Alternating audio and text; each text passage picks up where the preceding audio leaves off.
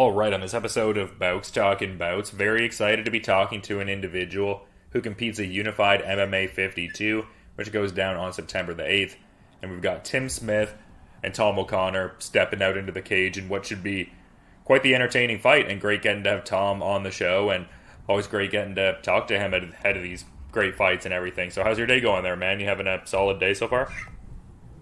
Yeah, day's going pretty good. It's sunny down here in Lethbridge, so I've been soaking up some sun at the gym here and got the kids all running, so it's motivating me to get my ass running too. So yeah, things are all good here, man. It's just good to talk to you. Thanks for having me on again.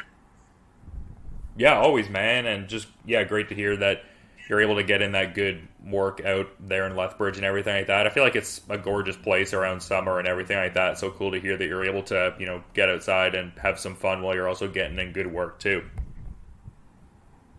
Yeah, I'm outdoorsy. I like to be outdoors as much as I can and get as much sun as I can. And just sometimes I'm working in the gym, it's a healthy lifestyle and you're around, fitness and good eating and everything all the time. But sometimes I forget how long I'll be in the gym and I'm like, I gotta get outside. So this summer's been really awesome for that. Been outside lots and definitely been soaking it up, and that's made the summer a great time. But lots of good training too, which is awesome.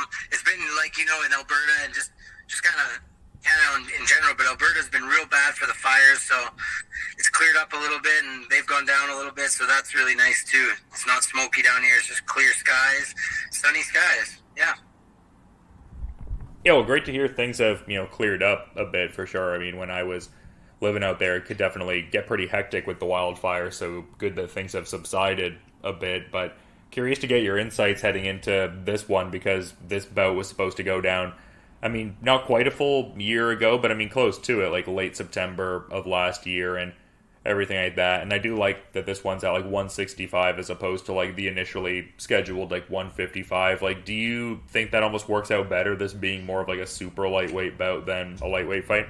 Yeah, it's at 160, but it works out pretty good. I think. I think both me and Tim are tough bangers, and they like to go forward and just have that kind of pressure fighting style where we're going to kind of go through everything. And so I think a little bit of the weight, not worrying about the weight cut as much is a nice thing. But I don't know, the last year since that one that fell through, I think everyone's been itching for it, and I know Tim's excited for it, and I'm excited for it, and the fans are excited for it, because it's just such an exciting matchup. And I was excited for it when it was first supposed to happen, and then with the Mest Weight Cup and everything failing there, a lot of learning since then. So a big step of growth since that last matchup that I've went through, and just really looking forward to showing and showcasing those new skills I've been working on, that new level of professionalism. I've always, me, I've always taking it very seriously and really enjoy the professional and athletic aspect of the sport, like just doing it as if you're a professional. So I love that, but dialing in the nutrition and working with TJ Whalen for my coach as a nutritionist has been really helpful. And it's funny because Tim sent me his way and connected us, and now we're both under the same nutritionist and about to have a really great scrap. So it's kind of exciting and funny how it all works out. A year removed, a year away, and get to see it all come to fruition still. So that's really fun. Yeah, and I mean, like you're saying, this was a fight that a lot of people were very much excited for initially, and I felt like that, same level of enthusiasm, if not, to an even greater magnitude, it was there when it got re-announced and everything. Like, how happy were you to hear, like, that it got salvaged ultimately? And I guess a two-parter, I guess also, when did you hear that the fight got salvaged? Like, when did the bout offer come your way?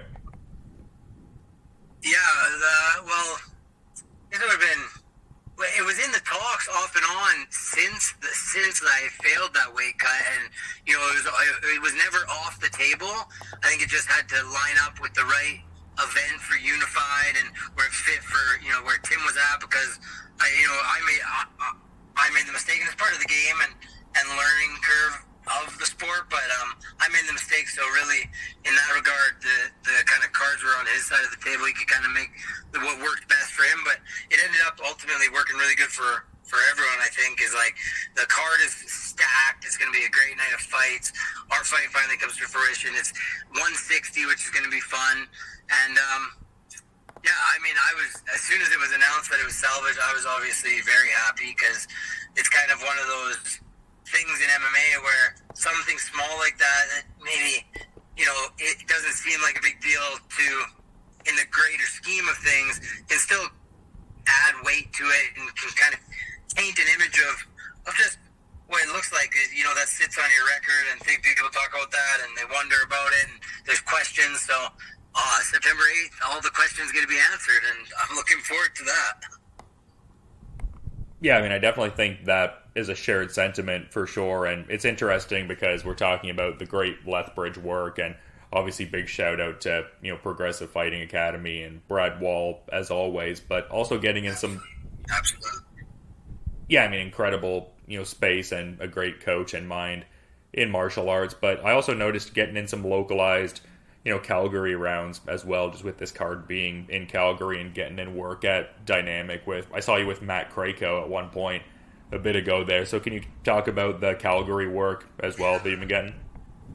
Yeah, my boy Matt Crayco, he's a beauty. He's an awesome training partner, and like, same thing, you talk about like a legend in the game, man. Like, he knows so much, the wealth of knowledge for MMA that guy has, and then just getting to do reps with him and talk about MMA and martial arts with him and get to pick his brain, and his coach there, Vince at Dynamic, Keegan Oliver for wrestling, and that Usman is coming up through the ranks in amateur and fighting lots, and so they have a lot of good guys that are coming up, and they have a good room. They approach training, I think, really smart, and it aligns really well with the way that we approach training at PFA, and the way that I like to train is like just really smart sessions put together where the main objective is progression and making sure you're getting better, and that everybody in the room is getting better. So working with Matt has been a blessing, and it's been a lot of fun, and become pretty tight friends now since then. So yeah, it's only been good things, and sky's the limit for us and those guys, and yeah, just looking forward to seeing how much more growth we can get out of each other, and just, having fun learning. Yeah, it always seems to come across. It seems like you definitely have like a voracious appetite for, all of that information. I guess I'm wondering though, like how much that maybe breeds familiarity for the competition, just like getting in those different rounds in Calgary. Like, does it almost feel like there's a certain sense of familiarity, or does it kind of feel like an away game in a certain sense? Yeah, it's tricky because I've been so often the out of towner, the away guy, right? The underdog in my past fights and career, and just the coming in to ruin the hometown crowd guy, right? And so that's been a big story of mine. So even though Tim is a Calgarian, it's close enough to home that I get a little sentiment of both. I feel like I'm gonna have a lot of good fan base there, and a lot of hometown people and people in Calgary I'm connected with that are gonna be fans there. And then Tim is gonna have a huge group of people there to support him as well, as he should. He's works hard. He represents so many good things. He's just an all-around good role model in that regard, and kind of his story is exceptional. He brings the fight every time. So his fan base is going to be going wild. My fan base is going to be going wild. And I don't know if it's going to feel like an away or a home match as much as it's just going to feel like an absolute electric building. Like, I think that's one thing I'm most excited for, is the BMO Center is going to be lit up, and we're going to blow the roof off the place. And to be that big of a center, and that kind of a main place like that, I'm just super excited that Unified is doing that, and the show is just growing so much that it's cool to be a part of it and be a part of the growth and see these buildings, these events, blow up and really show another level of martial arts in Canada, and just being a stepping stone for those bigger organizations, but not. And it's a bigger organization itself. They're very professional. And it just puts on really elite shows, like fun shows from start to finish. The amateur fights to the pro fights are all awesome, and the way they do it is just, it's an awesome show start to finish. So I'm excited to just be a part of that. And yeah, like BMO Center, Calgary, man, I don't know if it'll feel home or away, I'm not sure, but it is nice training up there, and it doesn't feel nearly as far as my usual fights. So in that regard, I'm excited. Cutting weight, going to the weigh-ins, all of that is easy trip for me. I do it I do it a couple times a week now. So it's just, it definitely has made it a little bit easier being that much closer. But end of the day, we're getting locked in the cage. So home, away, it doesn't matter to me too much. Yeah, I'm sure there'll be a certain level of Fort McLeod and Lethbridge getting in there too. Oh yeah, it's gonna be electric for sure. I know I got a lot of people going out to support, and my support system is incredible. Like there's one thing that I am just so grateful for is the amount of support I have from family, friends, fans. Like it's incredible. It's one of the coolest things in the sports. It's just you're by yourself in there, and you're competing as you, but you carry the energy and weight of so many. Like the support is just unreal. So, and I think me and Tim are both going to feel that on September 8th, where it's going to be like just this collision of two waves. Because I know he's got a large support system, and so do I. And so, yeah, I think it's just all building up for a lot of fireworks. Just like we were saying in the first fight when we had it planned, the stylistic matchup is super exciting, and now it's almost like, I really didn't want to go through that failed weight cut, and I did not want any of that to happen, and it was not great when it was happening either, and I've had to come through and learn a lot from it. But it's almost like a little bit of waiting, and now this build up for this match now is just there's more build up, and it's just more exciting. Yeah, I would agree. I guess like just, kind of derivative of some of the stuff we've been talking about, because I've noticed across your last, couple fights, like it looked like the John Wynn fight was like a featherweight bout, and then 155 in the Devin Brock fight there back in December, and this one being at 160. I guess like in a certain sense, like which like weight category out there would you be kind of prioritizing? Like you strike me as a guy that is ultimately looking for like a unified belt eventually, like not overlooking this fight obviously, but in like a grander, like goal oriented kind of sense. I feel like that would probably be something you'd be eyeing. So just in saying that, like, is there a particular weight category that you would want to pursue unified MMA gold within?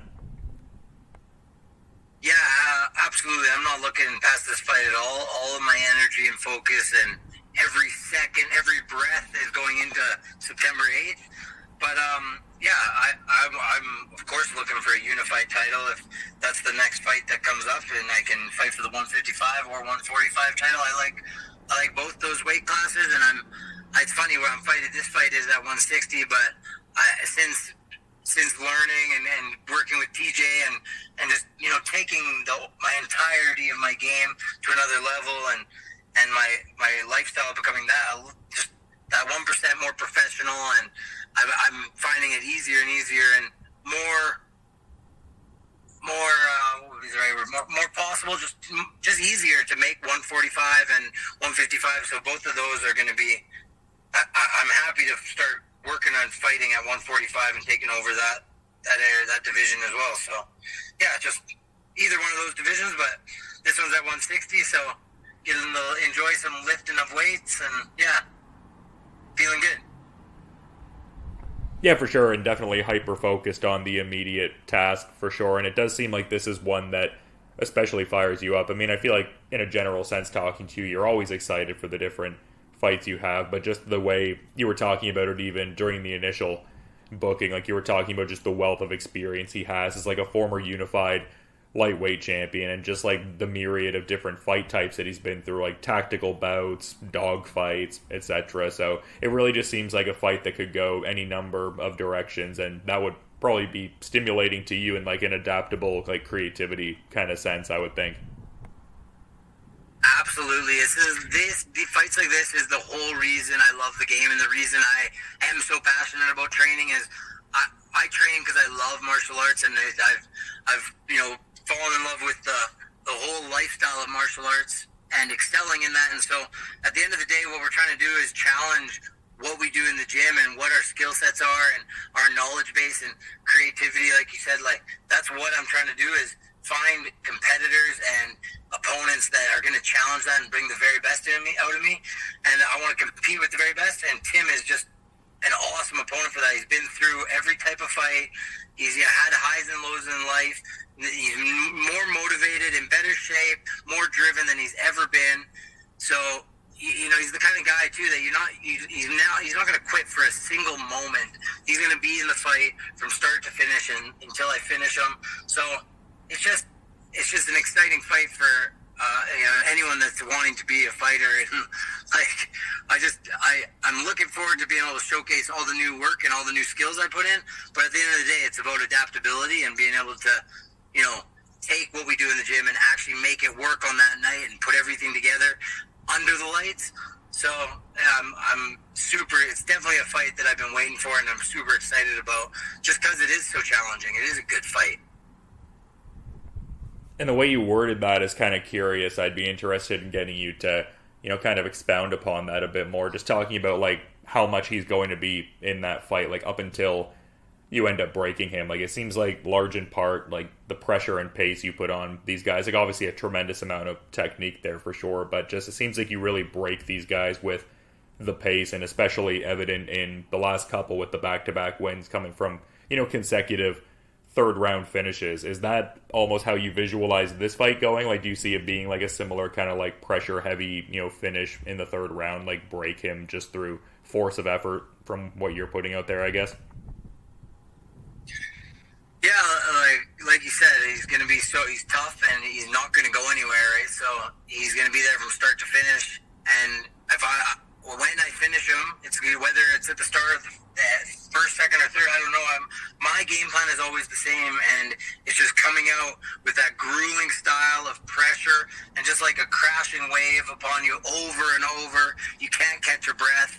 And so my game plan doesn't change. It's still, putting together good combinations of striking, grappling, in involving the entirety of the game, from striking range to trapping and clinch range to wrestling and grappling range, and flowing effortlessly between those is what I'm trying to work on and continue to improve that skill set.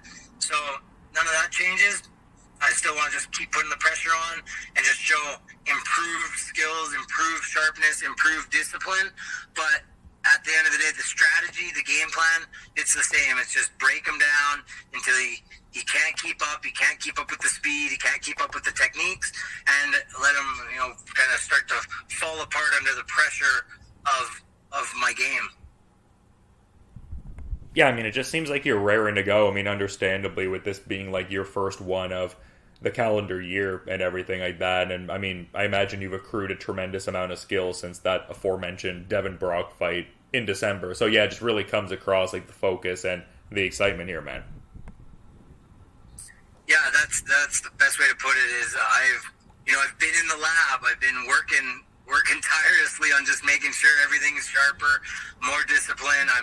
I'm just working on that perfecting of the skills. You can never reach perfection, but you're always pursuing it.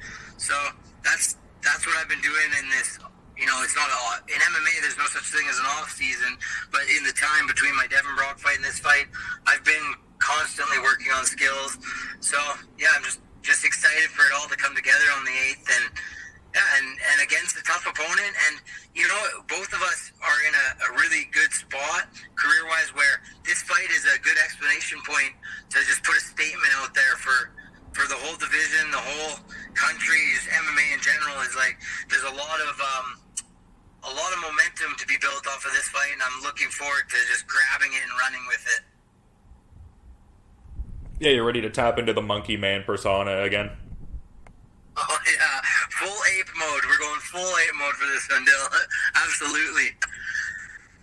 Yeah, I love that. I also noticed you had a post it's not hyper recent, but a bit ago at this point, but curious to, touch on it as one of the, last things here. Like, it was, kind of in reference to the monkey man persona, like you were talking about back in the day working at a care home and you were watching WWE with a resident, like they were really into like the Undertaker, and you guys would get fired up, like he'd call you monkey man and you'd get jumping and howling and stuff like that. I'm just curious to get some insights into that there, because it sounds like a cool sort of dynamic that you had there. Yeah, Louis Crosschild is an awesome, really awesome guy. He was a cool time in life to be able to work with him and talk with him, and just bring joy to him in that time of his life where is something as small as just watching a bit of WWE and having a character in the care home act like a monkey would bring so much joy to him. And, it's like with anything, when you can be kind to the world, you don't even realize it, but you're being kind to yourself, and like you treat the world that way. It's like a mirror. And, I'm thinking, oh, I'm doing this. I'm making his day better.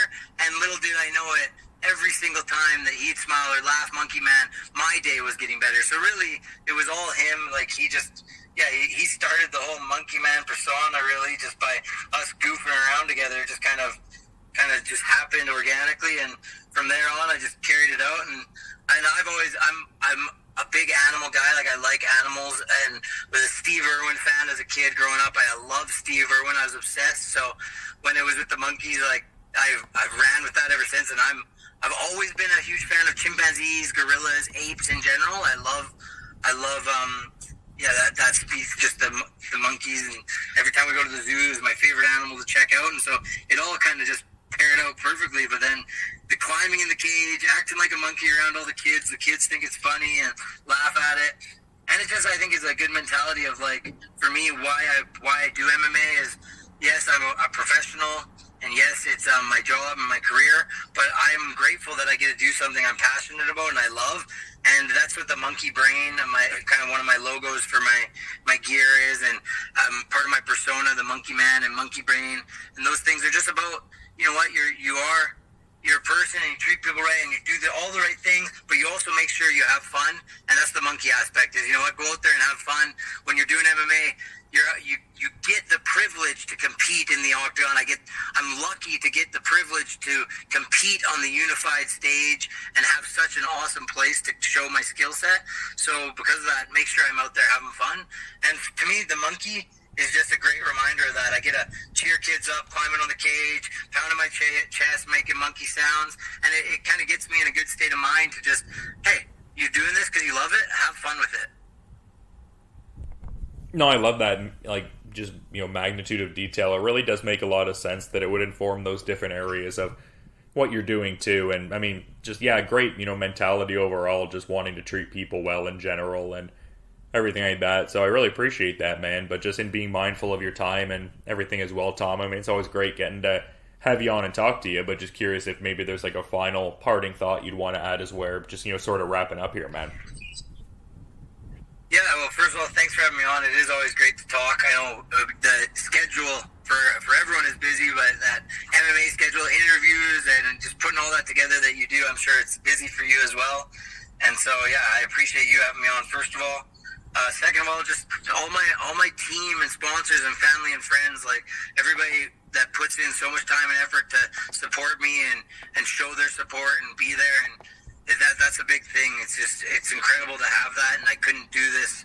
I wouldn't even want to do this sport without that kind of support. It's incredible. So I'm grateful for my family and friends.